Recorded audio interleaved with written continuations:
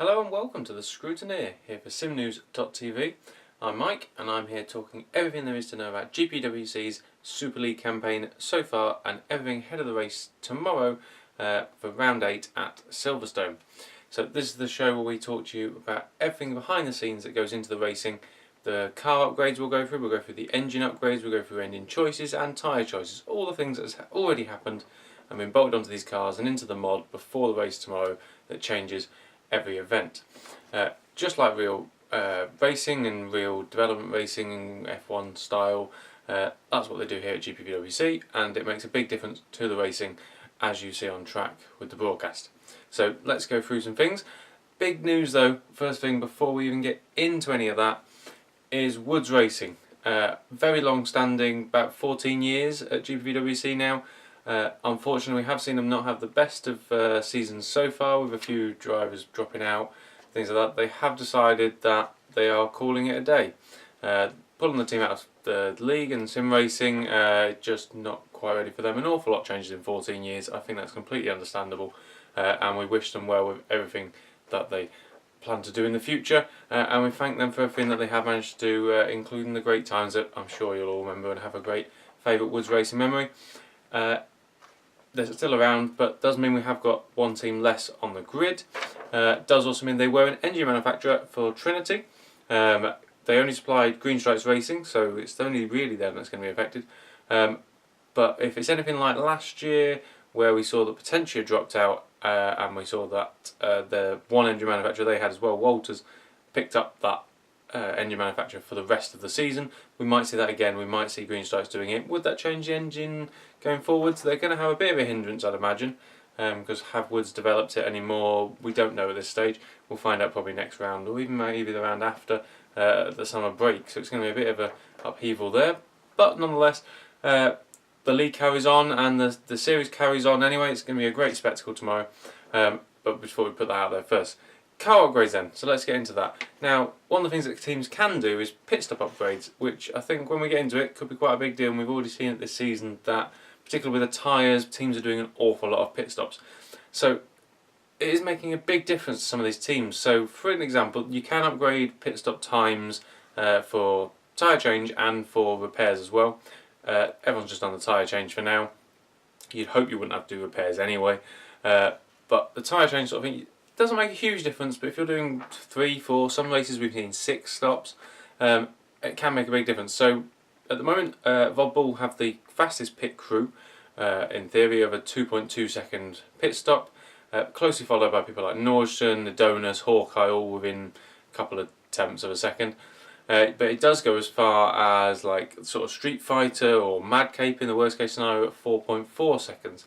So you think if they came in at the pits at the same time there, and you've got, say, a Red Bull and a Mad Cape battling it away, in theory the Red Bull will come out 2 seconds ahead of where it went into the pits, which could jump a Mad Cape car.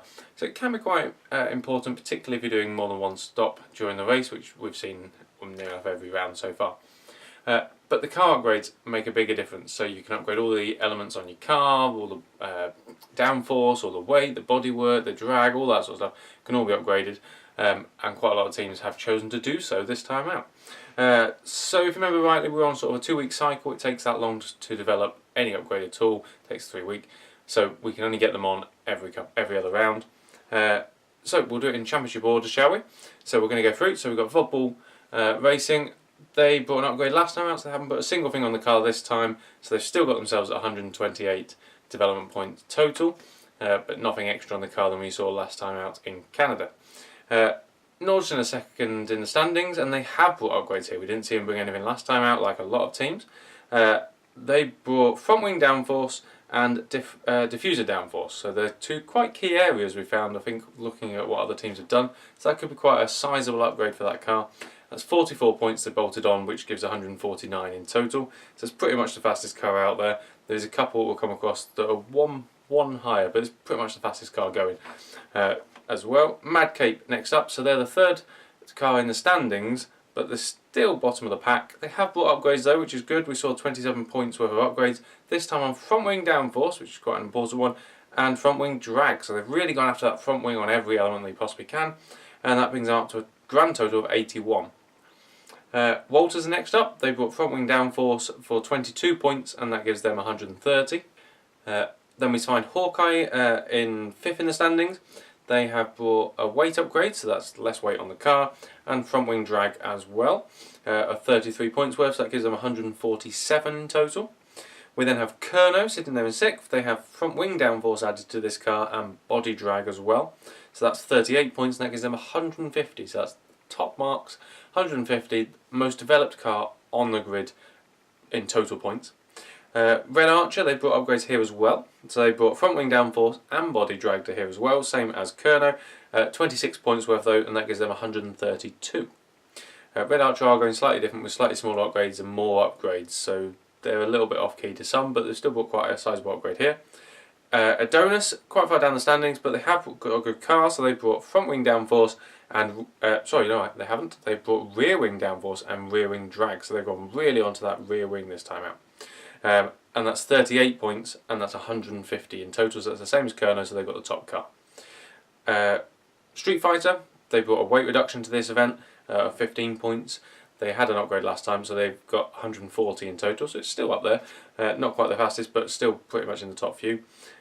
Storm, we saw them develop last time, they're sort of on the Vodball sync in that they're out of sync with everyone else, so they didn't bring any upgrades here either. They've still got themselves at 115 points worth of upgrades. And Green Stripes Racing, they brought the front wing downforce of 16 points, that gives them 113 in total. We have already sort of worked out that the front wing downforce seems to be the most important one, but some teams have really gone heavy on weight, and that's worked really well for them to develop that and get a really light car. And the fuser we've seen historically has also been a very key area. So it's quite interesting that other teams are going different ways, but we are starting to see some sort of even out or go down the same pathway now. And the cars are quite close, with the exception of Mad Cape in points, but they have got some key areas developed on that Mad Cape, so that's quite interesting there as well. We move on, you factor that in with the engines as well, so all the teams have different engine choices that they've moved into, so they've all got their own suppliers. There's 4 suppliers. We spoke about Trinity already, only supplying green stripes. They didn't bring any upgrades to this event. There's only one engine manufacturer that did, and that's Talos, because they didn't bring anything last time. They're off sync with everyone else. So Talos did bring an upgrade. They brought a 23% upgrade to the boost. So they haven't done the boost before. They'd done fuel, quite heavily done fuel, and then they'd done power last time out, well, 2 times ago, and then they've now brought boost to this one. So they've got a new total of 89 development points used on that engine. Just to put that in perspective, because Valiant, Trinity and Martex didn't bring anything to this event. So Valiant has 79 in total, Trinity has 77 and Martex 72. So it's all very close, but at the moment Talos has got in theory the best engine there. It's got some power, it's got good fuel consumption, and it has a good boost as well on top of it. So it's quite a useful little engine, that really. Particularly as we go into the engine choices now, where you find that if you remember rightly, because we had Monaco a couple of races ago, everyone moved into Canada last round, and most teams, nearly everyone, picked a fresh engine. So quite a lot of teams have kept that engine in the car, and it's around the 65–68% engine sort of wear. Other teams though have gone for another fresh engine, because being Silverstone, it's quite a power heavy track, so it's quite a useful place to use one if you've got a spare engine that you want to put in the car and use as a fresh one. So we'll go back through the standings again, because nobody's made the same issue as people like Hawkeye did last time out. Nobody's made that problem where you haven't got the power and the engine life to get to the end of the race. So everyone at least is above 60% here, which is great because it means we can see all the race and you haven't got to worry about cars potentially failing because of a management issue. So let's go down the standings. So we've got Vodball, they have a 62% in Ruddy's car and 100% one in Risto's car. So the team's gone off strategy with its cars there. Norton, they've stuck to theirs from last race, so Fido's got a 61 and Guy's got a 60, so they both did the race last time out on that. Mad Cape though, they've brought 2 new engines to this one, so Morris and their new driver Jepkowski, I want to say. I apologise, but nonetheless I have seen him around and seems quite good, but he's got a brand new engine in the car as well. Walters, they've stuck with the engines from last time out, so Boldy's got a 61% engine, and I'm probably thinking Tyen's going to stay in there again. He didn't really get a fair crack of the whip having back of the grid from the year before, so I think he's probably going to be in there again at 81%. We might see Shiranku back. Either way, it's quite a good engine. Hawkeye, after their issues last time, they brought 2 fresh engines, of course they did. So they've both got 100% in Cooper and Olsen's cars, give them a fair chance to actually get to the end of the race this time, and they've got the extra power as well from that new unit, so that's going to be quite interesting to see how they fare. The drivers should be a bit happier after last time. Kerno, they've stuck with the same engines from last time, so Bart Voss got a 62 and Zapanik's got a 61% engine. Red Archer stuck with new engines, brand new ones in there, so Kilk and Hins probably both have 100% engines. Kilk at the moment hasn't got a contract, so I'm expecting that to be signed at some point on race day. If not, could be somebody surprising going into that car seat. Not sure. Hins is there though. Adonis, they have stuck with the same engines from last time. So Lopez is on a 63% engine, and Maurice Bracan has been signed up to a new primary drive, and he would also have a 62% engine. Street Fighter, they brought 2 brand new engines of 100% for Horrell and Franchik, so that's good for them. That's a very powerful engine. We'll see how they fare with that. Storm, they've got a mix, so Schubert's got himself a 100% engine, McNaughton's got a 62% engine, so they split the strategy there. And Green Stripes Racing, they've got 100% for De Vries, but I don't actually know who's going to be in their second seat. Whoever it is though has an 89% engine. So it's still a pretty good engine, and it's a pretty decent car really, so they probably need to find somebody to fill that space, because it's worth a go, and you could actually do something, you know, as we've seen, the car's not everything. Madcape are doing really well sitting there third in the standings. If you get in that Green Stripes, you could do something decent. So it's worth giving it a go, and definitely we've seen some drivers in the past getting into a car that's bottom of the standings, having some really good results, and even getting a good drive the year after. So think of it as a potential option there if you're a Super Cup driver or a Formula Challenge driver, to get into Super League in a car that is capable of winning potentially races. We get into tyres next. So we've already seen this year that tyres has been an incredible problem for some teams, but equally at the same time it's been a real masterstroke, and we've seen people doing 1-stop strategies, we've seen people doing 7 or 8-stop strategies, so goodness knows where we're going to go. However, Silverstone is quite hard wearing on your tyres, as we've seen even the Formula Challenge teams were struggling to get through 13 laps on theirs, so we could see an awful lot of stops here. Potentially as many as 5, 6, 7 maybe, I don't know. That sort of element is where we could be, particularly those teams that have low pit stop times. Could be very beneficial to them. But we have seen some teams equally in previous races try and work the strategy so that they have a lot less stops well, so they could be choosing the harder compound tyres. So they got to choose 3 compounds of tyres. All the teams have done so. Now most of the teams have gone with what is sort of the standard, the 3 fastest ones, the Ultra Softs, the Super Softs and the Softs. Now all teams bar 2 have decided to do that.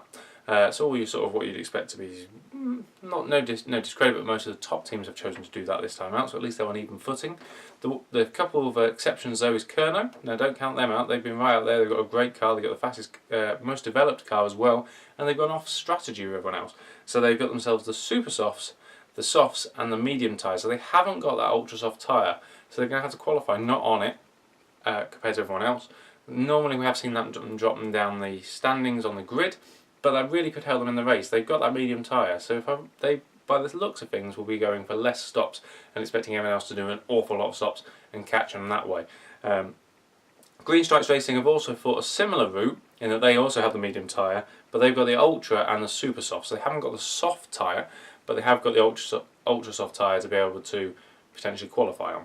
It isn't much use other than a qualifying tyre, although we did see Rudy Van Buren using it at the very end last time out, and we have seen people like Fidek and Gaia using it for a couple of laps or 4 laps at the end of a race as well, just to get that real boost of pace.